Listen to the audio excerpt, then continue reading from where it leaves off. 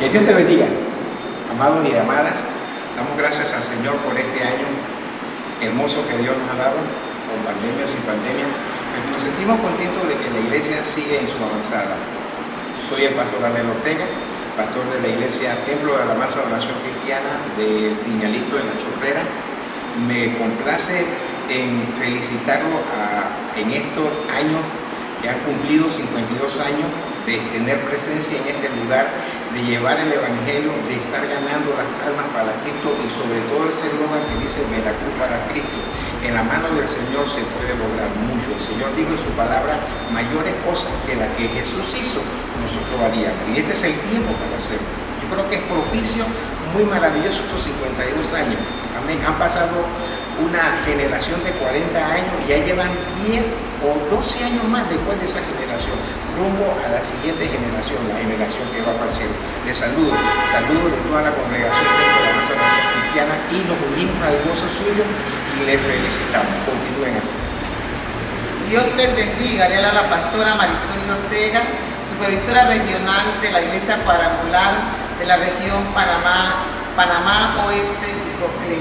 Damos gracias al Señor por la oportunidad que Dios nos da en el día de hoy de poder estar aquí visitándoles en la iglesia, haciendo una inspección para ver la reapertura de la iglesia de Veracruz presencialmente, porque estamos conscientes a través de los informes del pastor Ahmed Rangel cómo la iglesia ha seguido funcionando, porque el edificio ha podido estar cerrado, pero la iglesia ha seguido funcionando porque sabe y está bien comprometida con su Dios, con la obra y con la misión de seguir predicando el Evangelio a toda criatura. Le felicitamos en sus 52 años de aniversario de haber sido establecidas como una iglesia y les exhortamos a seguir adelante, a seguir aferrados a la roca firme. En medio de toda esta situación que hemos estado viviendo de pandemia, Dios nos está enseñando muchas cosas y una de las cosas que Dios nos ha enseñado en este tiempo que Él está con su iglesia. Amén. Él tiene el control de todas las cosas y Él seguirá teniendo el control. A Él sea toda la honra y toda la gloria. Sigamos proclamando el Evangelio en Veracruz y en otros lugares. Sigamos cumpliendo la misión que el Señor nos ha encomendado. Dios les bendiga ricamente. Les felicitamos. Un saludo tan especial al pastor Ahmed y a su esposa por todo ese apoyo que nos han brindado a la Junta Comunal, al pueblo de Veracruz en este momento de pandemia. Gracias, pastor, a usted y a toda su congregación en los 52 años de aniversario.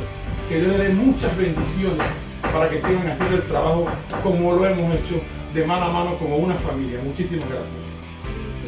Le habla Tevia desde Atlanta, Georgia, y quiero felicitar a la Iglesia Cuadrangular por sus 52 años de aniversario. Muchas, pero muchas bendiciones.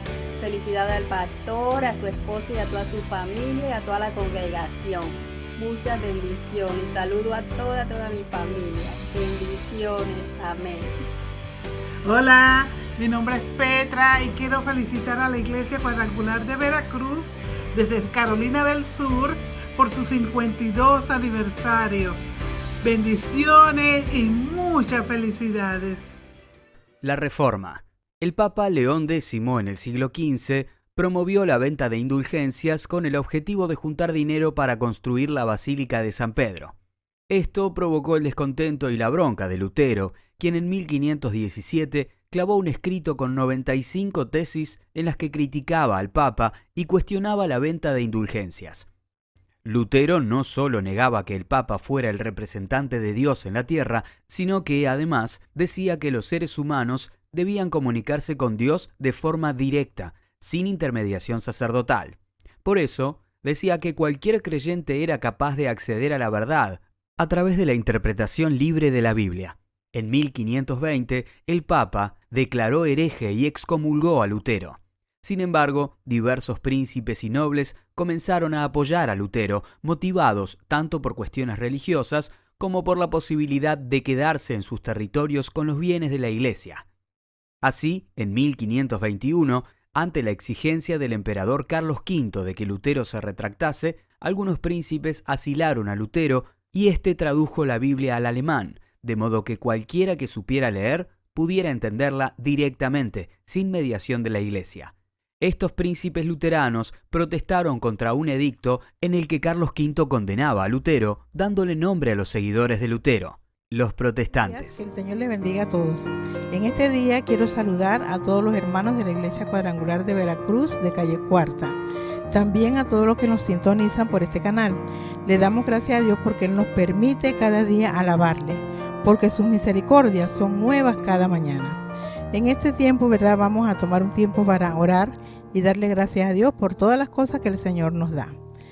Padre Santo, en esta hora, mi Dios, te doy gracias, Señor, por todos los privilegios que tú nos das, Señor, en este día, Padre de la Gloria. Te pido por todas las familias que están reunidas, Señor, en este momento para alabarte y para bendecirte. Tú conoces, Señor, cada corazón, tú conoces cada familia, cuál es su necesidad, Señor. ¿Qué necesitan en esta hora, Padre? Tú dices en tu palabra que antes que te pidamos ya tú lo sabes, Padre. En el nombre de Jesús te presento, Señor, este día en tus manos, Señor.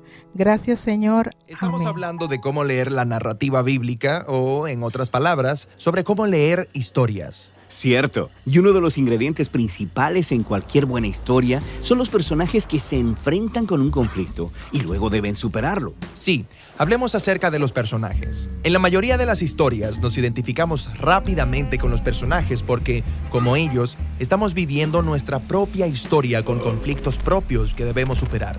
Sí, y las buenas historias tienen personajes con luchas con las que podemos relacionarnos. Podemos verlos reaccionar a estos retos de diferentes maneras y podemos ver qué sucede como resultado. A través de los personajes, un autor puede mostrarnos su perspectiva de lo que significa ser humano. La Biblia no es diferente. Las historias bíblicas utilizan a los personajes como un espejo para que podamos vernos a nosotros mismos y descubrir nuestra propia naturaleza humana en el reflejo.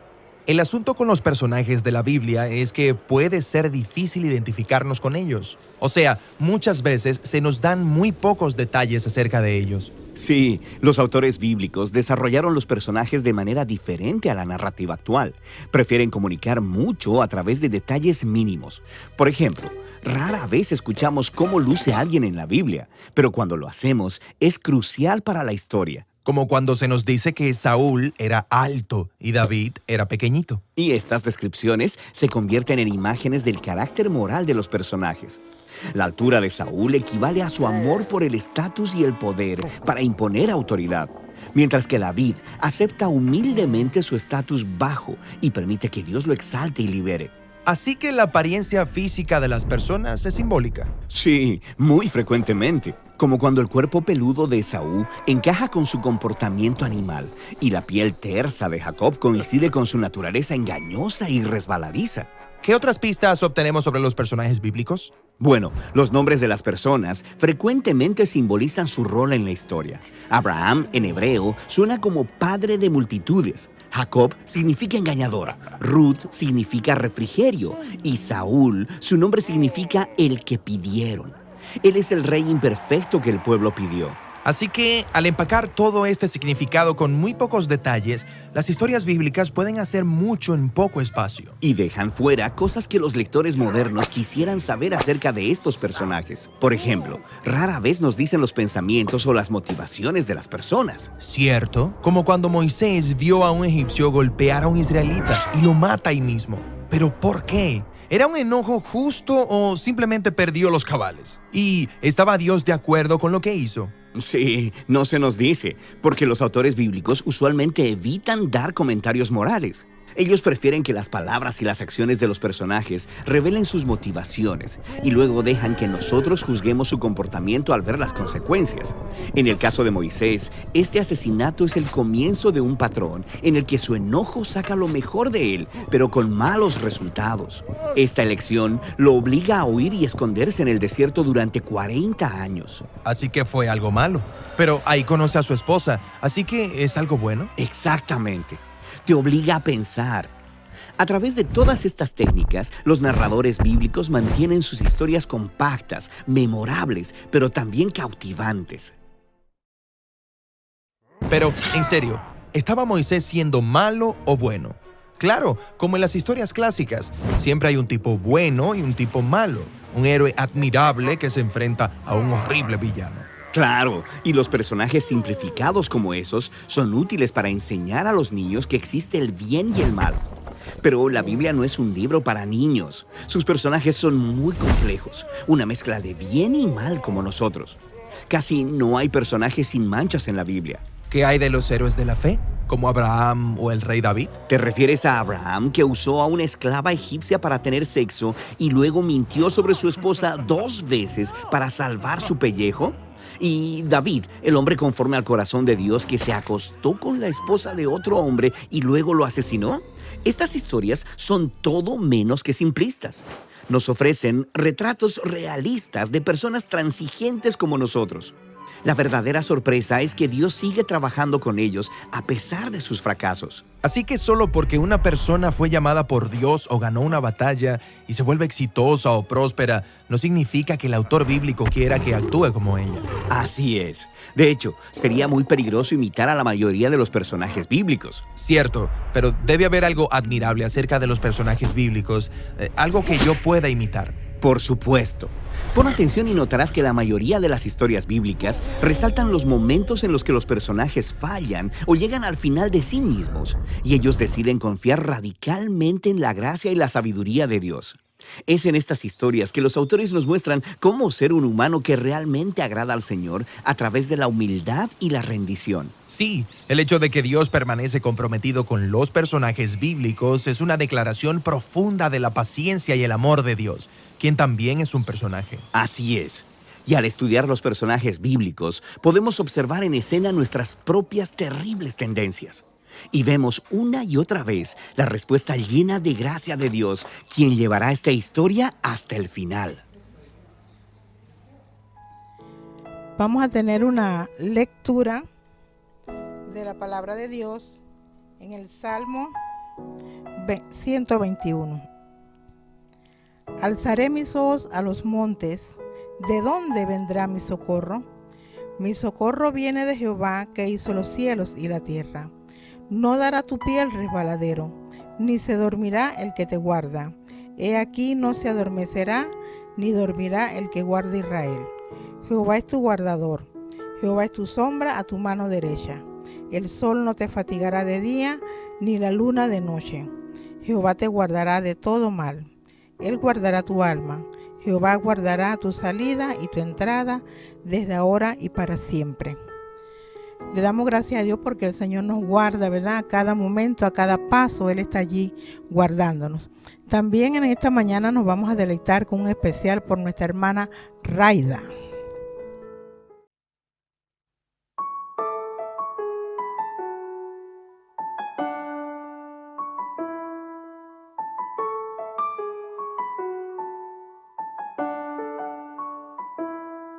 En momentos de soledad me encontraba yo, no sabía ni qué pensar, no mandaba yo.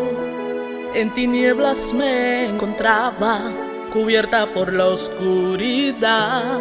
Mi alma ya desesperada gritaba: ya no puedo más. No, no te des por vencido en lo que vayas a padecer. Esto es solo para que tú puedas crecer. Oh, oh, oh. Pero sé fiel, fiel hasta la muerte, y yo te daré la corona de vida. Pero sé fiel, fiel hasta la muerte, y yo te daré la corona de vida. Si todo te sale mal, recuerda, Jesús te guiará. Estás en la oscuridad, Él dijo: yo soy la luz. Si todos te abandonarán, con todo te recogerá, porque Él quiere ser el Señor de tu corazón. Pero sé fiel, fiel hasta la muerte, y yo te daré la la corona de vida, pero sé fiel, fiel hasta la muerte, y yo te daré la corona de vida. En la fuente de la vida fui limpiado por la fe, consagrado a tu servicio, para ti yo viviré. Cristo vino a rescatarme, mi pedido me encontró, con su mano fiel y tierna a redilde me llevó. En el río de la muerte el Señor me guardará, de su amor tan fiel y fuerte que jamás me dejará. Cantaré la maravilla que Jesús murió por mí, como allá en el Calvario de su sangre. Pero sé fiel, fiel hasta la muerte, y yo te daré la corona de vida. Pero sé fiel, fiel hasta la muerte, y yo te daré la corona de vida. Pero sé fiel, fiel hasta la muerte, y yo te daré la corona de vida. Pero sé fiel, fiel hasta la muerte, y yo te daré la corona de vida.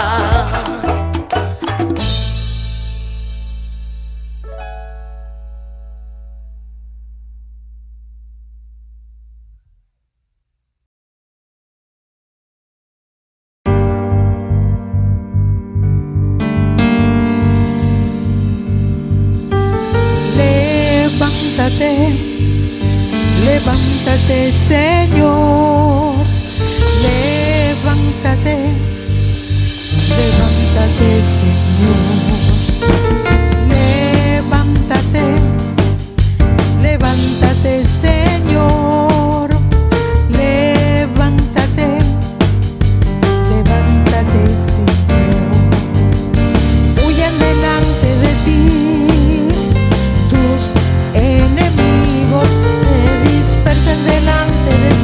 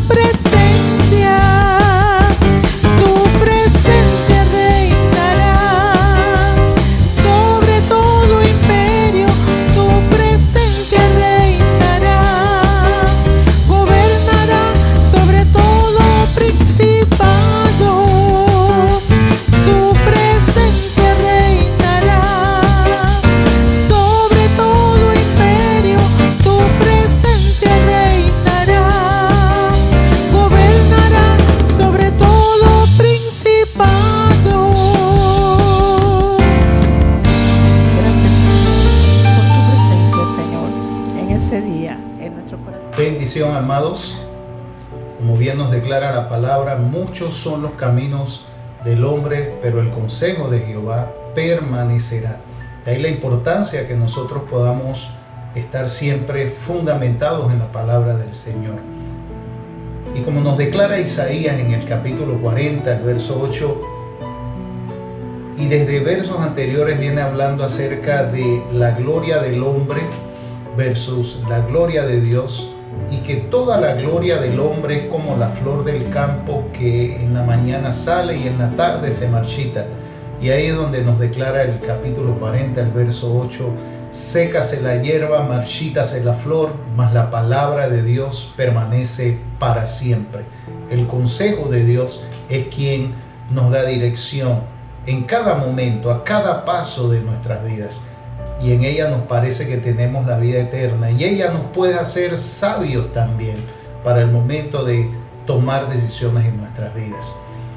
Y eso nos lleva también, amados, a pensar en tiempos antiguos, cuando Dios levanta a su pueblo y lo prepara también para ese peregrinaje, ese camino, esa experiencia que van a tener con Él. Y en medio de todo esto, de ese desarrollo, de esa preparación de ese pueblo de Dios, desde el comienzo Dios les dio primero patriarcas a la nación. Esos patriarcas representados en Abraham, Isaac, Jacob. Siempre ha habido alguien dirigiendo al pueblo de parte del Señor. Les dio caudillos también en la vida de Moisés, de Josué. Les dio ministros del santuario en la vida de los sacerdotes, el sumo sacerdote y los levitas que Dios estableció también para el pueblo. Les levantó jueces para que guiaran, para que condujeran al pueblo aún en los tiempos de conflicto, en los tiempos difíciles. Les dio reyes, les dio profetas una vez que los reyes fallaron. Y cuando cada uno de ellos falló, Dios no se quedó de brazos cruzados. Después de levantar a los caudillos, les dio al sacerdocio, les dio a los jueces, y cuando los jueces empezaron a fallar, Dios entonces establece reyes sobre la nación. Cuando Él mismo quiso ser rey de toda la nación, el pueblo quiso tener reyes como todos los demás, como todas las demás naciones alrededor de ellos, y Dios le dio reyes entonces, pero reyes conforme a lo que Él había establecido en su palabra y el cómo iban a comportarse. Y cuando los reyes también fallaron a Dios, Dios levantó profetas en medio de su pueblo. O sea, Dios nunca se quedó de brazos cruzados. Dios siempre preparó al pueblo, lo instruyó, lo guió, pero estableció también un liderazgo para guiar a la nación.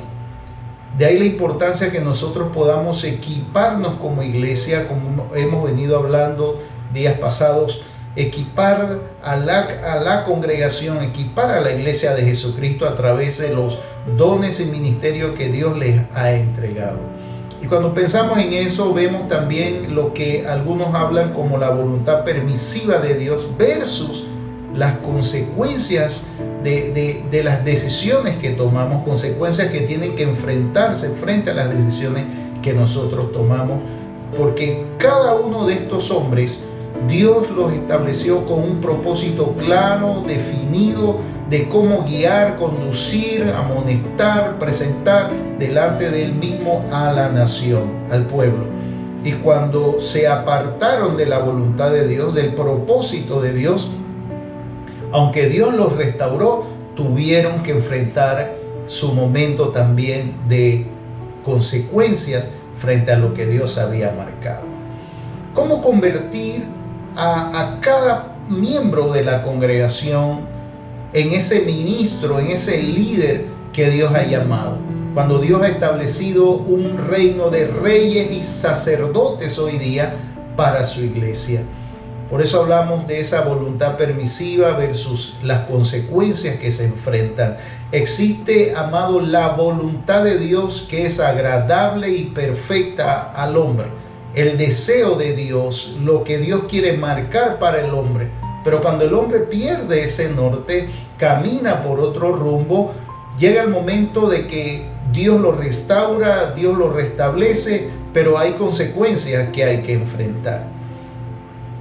Cuando el Señor Jesús ahora irrumpe en la historia de la humanidad y ahora prepara un nuevo pueblo al cual, amados, Él establece dentro de una nueva dispensación y le establece un nuevo trato con el hombre y se da inicio ahora a esta nueva dispensación con ese nuevo pueblo que el Señor ahora llama iglesia en el nuevo pacto, o eclesia, o eclesías, o el laos de Dios, de acuerdo a lo que Mateo 16:18 dice: yo edificaré mi iglesia, mi eclesia. Y lo que significa esto, amados, es pueblo, es esa congregación, es esa comunidad de creyentes, lo que el Señor ahora establece. En el antiguo pacto, ese pueblo de Dios al que hacemos referencia y que puso liderazgo frente a Él a cada paso, en cada momento, a través de los años, en las diversas ocasiones y dispensaciones. Cuando Dios establece a estos hombres en el antiguo pacto, se les llamó ahora a esa nación Laos. Lo que en el Antiguo Testamento fue Laos, en el Nuevo Testamento es la eclesía o la iglesia del Señor Jesucristo. Una nueva familia, y como dice Romanos, de dos pueblos ahora hizo uno para sí mismo.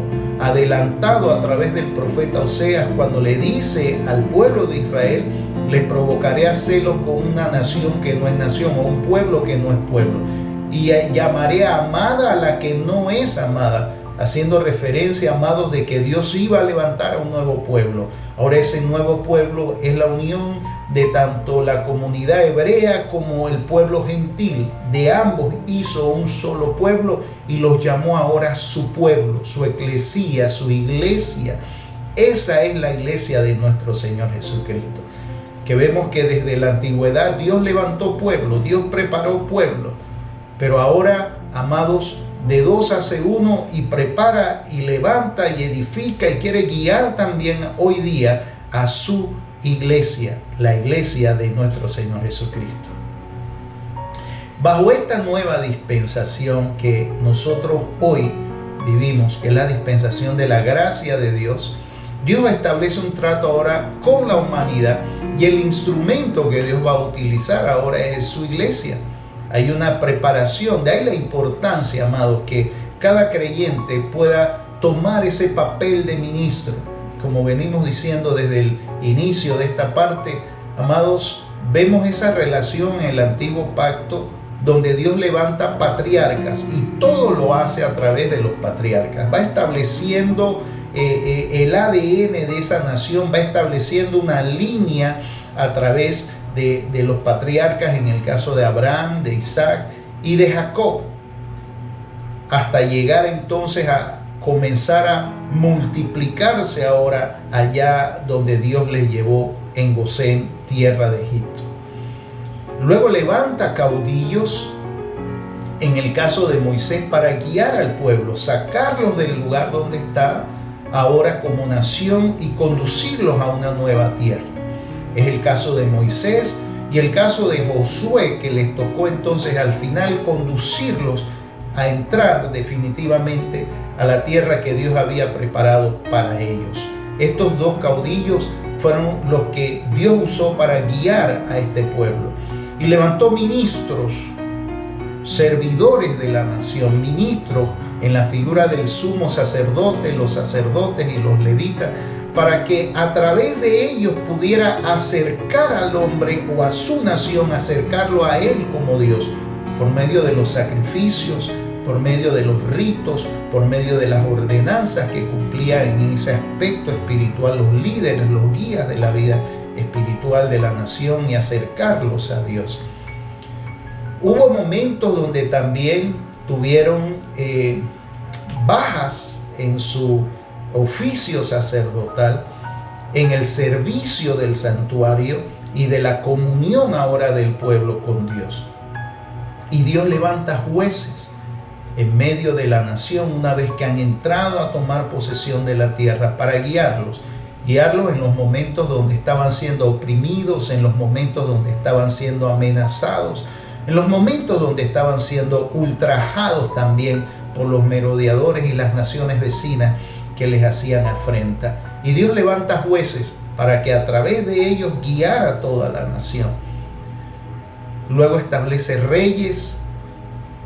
Y cuando fallaron también tanto el sacerdocio como los reyes en el aspecto civil del gobierno, Dios levanta entonces profetas para traer una palabra de Él hacia la nación, para conducirles y para traer dirección sobre la nación, para amonestarlos en los momentos que era necesario, para volverlos nuevamente el corazón del pueblo a Dios.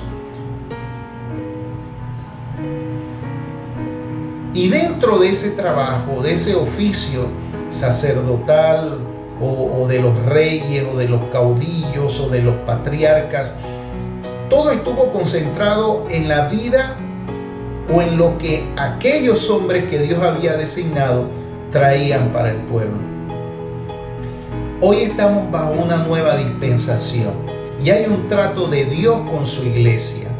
Y Dios está estableciendo bajo esta nueva dispensación ahora el sacerdocio del creyente. Cada creyente tiene un sacerdocio delante de Dios.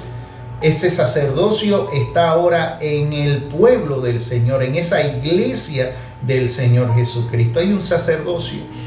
O sea que cada creyente tiene la capacidad de poder acercarse a Dios, como nos declara la carta a los Hebreos. Acercaos pues a Dios confiadamente al trono de la gracia para hallar misericordia y encontrar gracia para el oportuno socorro.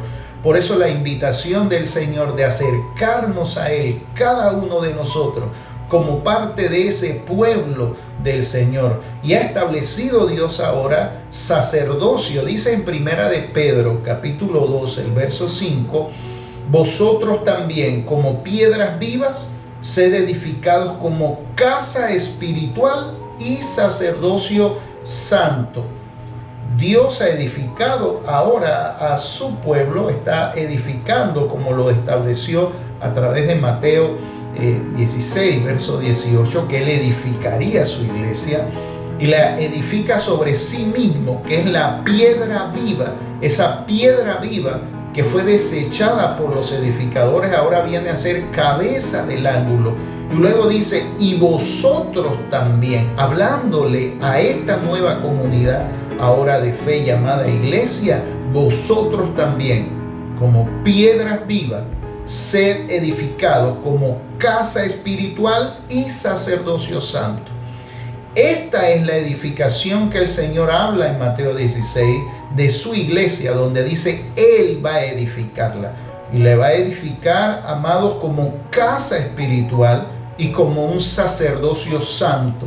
Así que ahora el creyente, amado, ejerce un trabajo sacerdotal. Cada creyente, amado, como sacerdote en tu casa, como sacerdote en tu lugar de trabajo, como sacerdote en tu comunidad, tienes la responsabilidad como creyente, como hijo de Dios, como parte de la iglesia de Jesucristo, de dar a conocer la grandeza de Dios a los hombres y poder también orar por esa comunidad, por esos compañeros de trabajo, que Dios pueda también alcanzarlos a ellos y hacer también misericordia sobre sus vidas. Y esto lo declara en Primera de Pedro capítulo 2, el verso 5. Lo establece de esta manera para ofrecer sacrificio espiritual aceptables a Dios por medio de Jesucristo. Así que no hay limitantes, no hay limitación para el creyente delante del Señor en el ejercicio de ese oficio sacerdotal. Así que ahora no está en las manos del sumo sacerdote del antiguo pacto, no está en las manos del sacerdocio del antiguo pacto, no está en las manos de los levitas del antiguo pacto, está en la mano del creyente, está en las manos de cada uno de los que conforman la iglesia de nuestro Señor Jesucristo. El poder acercarnos a Él, el poder ofrecer sacrificio, el poder, amados, declarar su gloria en medio de los hombres. Y Dios atrae para sí mismo ahora ese pueblo que llamó iglesia. Nos declara más adelante en Primera de Pedro, en el capítulo 2, el verso 9, mas vosotros, hablando de la identidad de la iglesia, la identidad del creyente puesto en las manos del Señor como su pueblo, como su iglesia, mas vosotros sois linaje escogido, ha sido escogido como parte de esta familia ahora establecida por Dios. Linaje escogido, real sacerdocio, nación santa, un pueblo adquirido por Dios. Es lo que nos está diciendo. No es la tarea ahora veterotestamentaria de que Moisés va a conducir. No, amados, tienes la capacidad también de conducir de parte de Dios a tu familia, a tus amigos, a tus compañeros de trabajo, a los vecinos de la comunidad. Y nos ha establecido de esta manera como linaje escogido, un real sacerdocio, una nación santa, un pueblo que fue adquirido por Dios para que anunciemos las virtudes de aquel que nos llamó de las tinieblas a su luz admirable. Y sigue diciendo el verso 11, vosotros que en otro tiempo no erais pueblo, pero que ahora sois pueblo de Dios. Antes no lo éramos, pero Dios determinó ahora, por medio de ese sacrificio y de esa obra que hizo el Señor Jesucristo, anunciado por los profetas, que Dios levantaría su iglesia. Y es lo que ahora Dios nos está confirmando por medio de su palabra. Cuando no éramos pueblo, pero ahora somos pueblo de Dios. Que en otro tiempo no habíamos alcanzado misericordia, pero ahora habéis alcanzado misericordia delante de nuestro Señor. Por eso hablamos del papel, amado, protagónico que tiene la iglesia en medio de su sociedad, porque hemos sido facultados por Dios en el Espíritu Santo para cumplir la tarea asignada por nuestro Señor, y nos ha equipado dándonos dones y nos ha preparado, eligió una ruta, un camino y el cómo su iglesia tenía que ser desarrollada. Y si hablamos de enseñanzas básicas para que nosotros como creyentes podamos también cumplir la tarea asignada, porque todo creyente es un ministro, y esta realidad, amados, se renueva a través de los siglos. Dios entrega el sacerdocio al creyente desde el primer siglo cuando establece su iglesia, pero al pasar de los siglos, al pasar el tiempo, amados, en la historia, vemos como dentro de la iglesia nuevamente el sacerdocio lo pierde el pueblo pierde el sacerdocio, porque figuras se levantaron y establecieron, amados, para sí mismos una autoridad que Dios no le había conferido.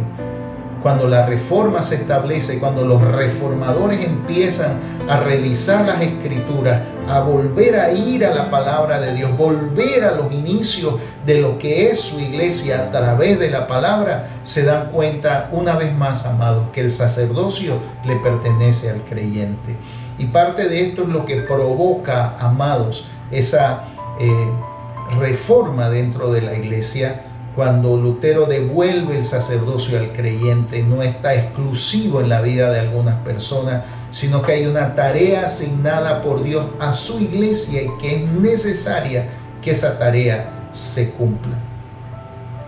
Todo creyente es un ministro, todos los ministerios son importantes y dependemos el uno del otro. De ahí la importancia, amados, que nosotros podamos revisar también en la palabra de Dios lo que nos dice Romanos capítulo 12, versos del 1 al 8. Y quiero leer la palabra en esta hora con ustedes. Así que, hermanos, os ruego por las misericordias de Dios que presentéis vuestros cuerpos en sacrificio vivo, santo, agradable a Dios, que es vuestro culto racional. Está pidiéndole Pablo, está Pablo hablándole a la iglesia que el culto o la adoración que Dios espera ahora de su iglesia, de esa nueva comunidad que Dios escogió para sí mismo, es que presentemos nuestros cuerpos como sacrificio vivo delante del Señor, santo, y agradable a Dios, porque eso es lo que verdaderamente es un culto que tiene inteligencia, dice Pablo ahora a la iglesia del Señor. Y toma la figura precisamente del Antiguo Testamento, porque los sacrificios del Antiguo Testamento eran llevados ya muertos delante del altar, su sangre drenada, y solamente se presentaban para ser consumidos por el fuego ahora.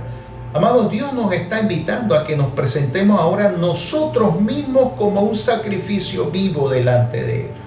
Y que cuando el fuego, amados, de la prueba que nos pule y nos afina delante de Dios empiece a subir, amados, la temperatura, nosotros podamos mantenernos allí en el altar delante del Señor ahora como un sacrificio vivo, voluntariamente puesto delante de Dios.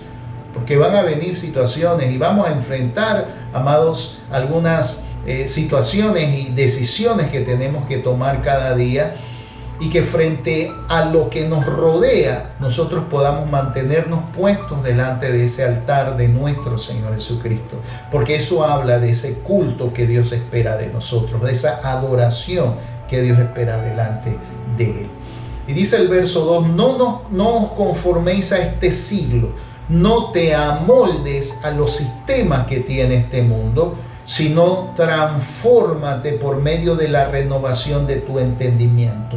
O sea, la manera en que nosotros concebíamos la vida antes de Cristo y de la manera que caminábamos juntos con el mundo en el sistema, los diversos sistemas que hay dentro de este mundo, ahora nos dice el Señor que nuestra mente tiene que ser renovada, porque Él establece ahora, amados, un nuevo reino, el reino de los cielos, el cual tiene también, amado, su forma y tiene también su dirección. Y la única manera de caminar con Dios ahora como pueblo suyo, como iglesia de Jesucristo, es que nuestra mente sea transformada, sea renovada en nuestro entendimiento, nuestra manera de concebir la vida, nuestra manera de hacer las cosas tiene que ser transformada, tiene que cambiar, porque no podemos caminar en el mismo rumbo que camina el mundo esperando encontrar una respuesta de Dios.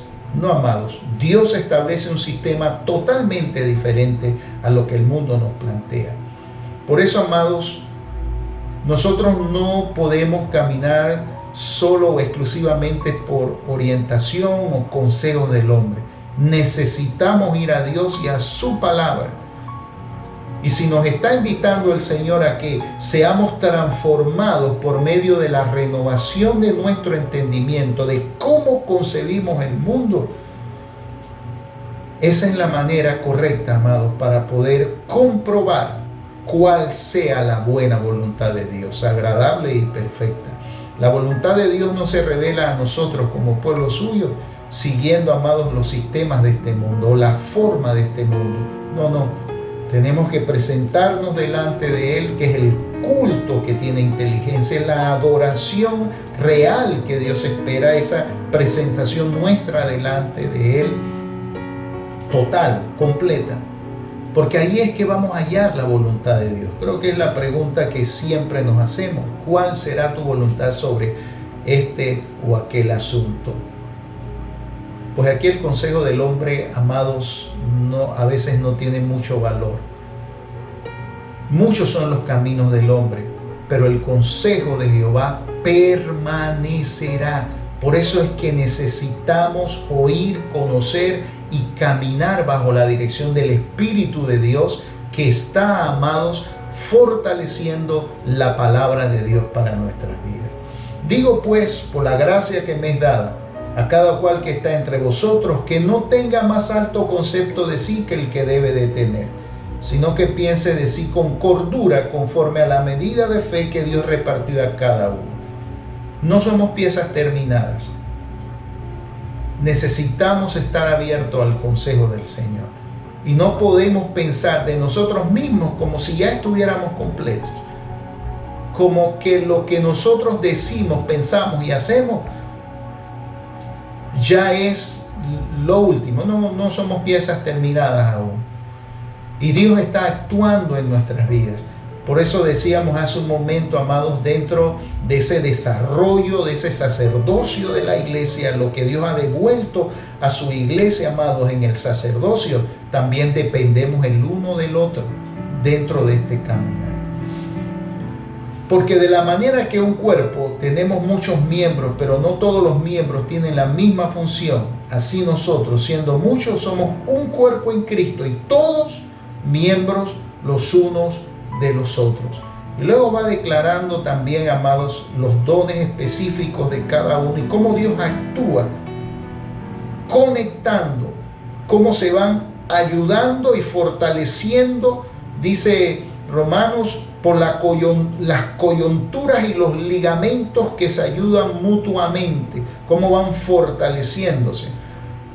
Por eso es que nos necesitamos, amados, como iglesia, y nos pertenecemos también como iglesia del Señor.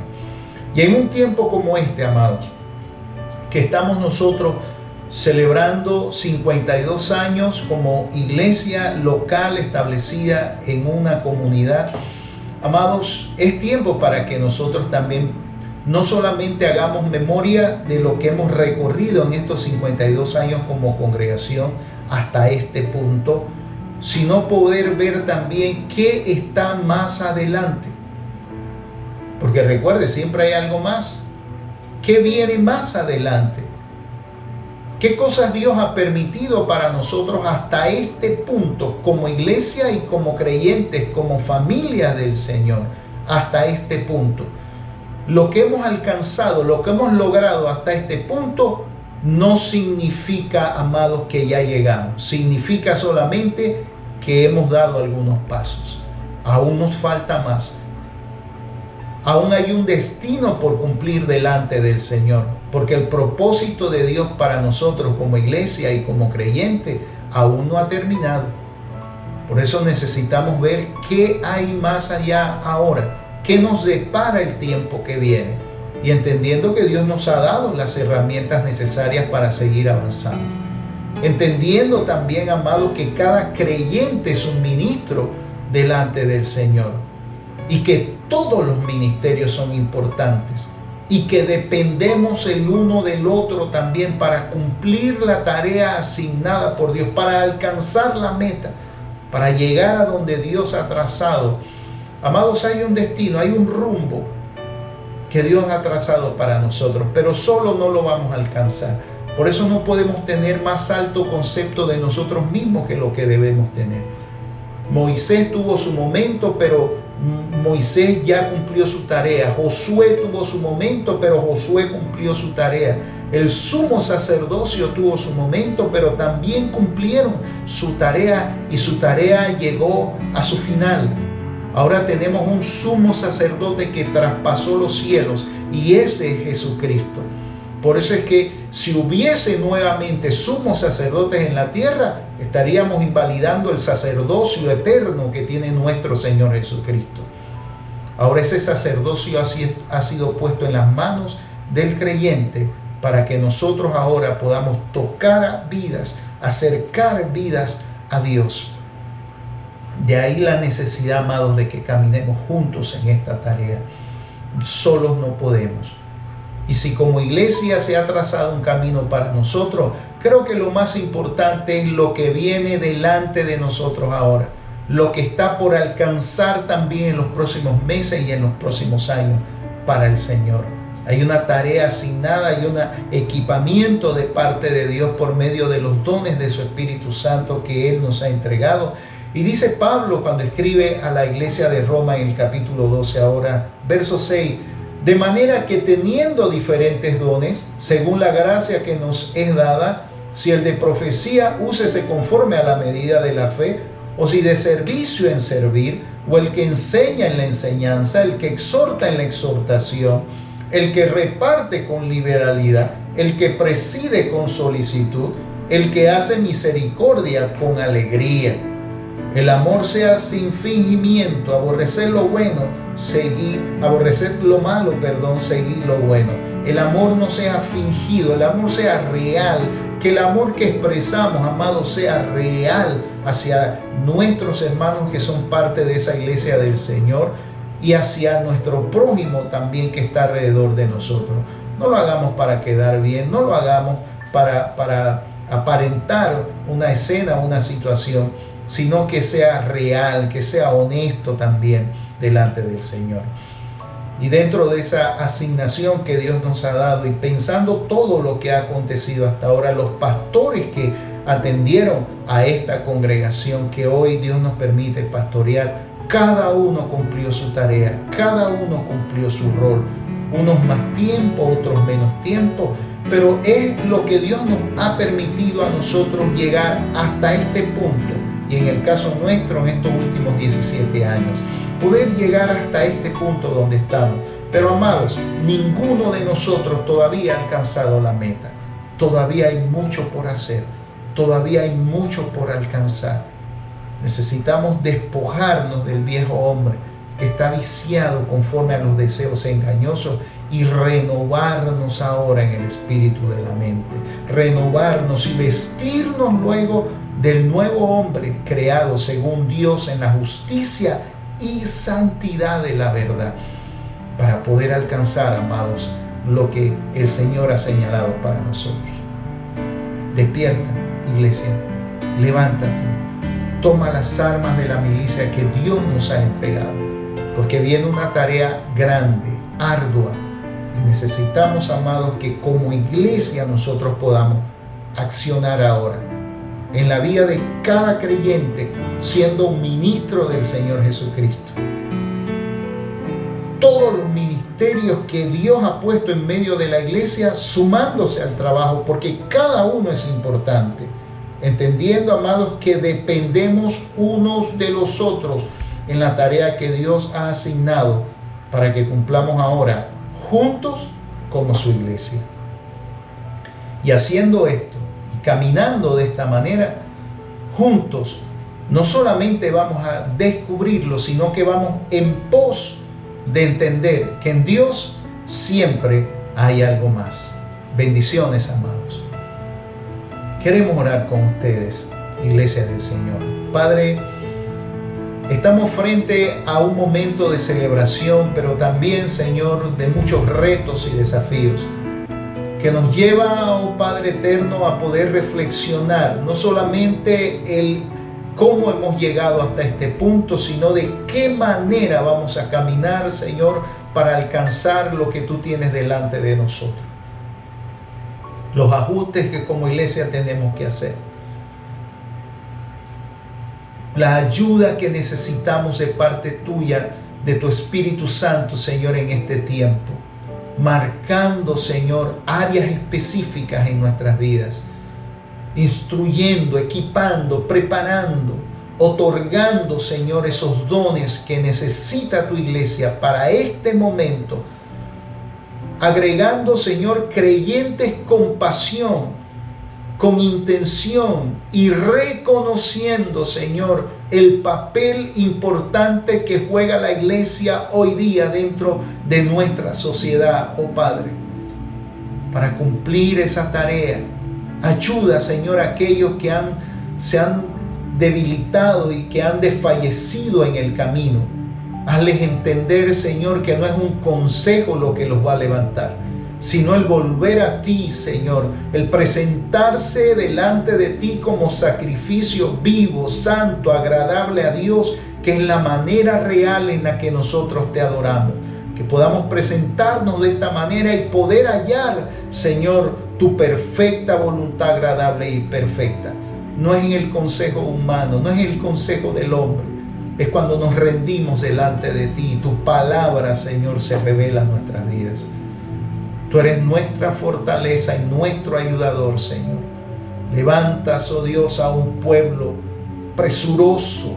Levantas a un pueblo, Señor, en este último tiempo, Padre, para alcanzar la tarea asignada por ti, para llegar a la meta que tú has establecido, Señor. Y en lo que llegamos, Dios, que podamos hacerlo juntos, que podamos hacerlo, Señor, con ese amor, como declara tu palabra, no fingido, Padre, para llegar hasta el final y poder entregarte, Señor, a esa iglesia que puedas recibir, Señor, a esa iglesia por la cual tú derramaste tu sangre en la cruz del Calvario. Esa iglesia que tú estableciste, Señor, columna y baluarte de la verdad, linaje escogido, real sacerdocio, nación santa, un pueblo adquirido por Dios para que anunciemos las virtudes de aquel que nos llamó de las tinieblas a su luz admirable. Gracias, Dios, en el nombre de Jesús. Amén. Amén. Bendiciones, amados.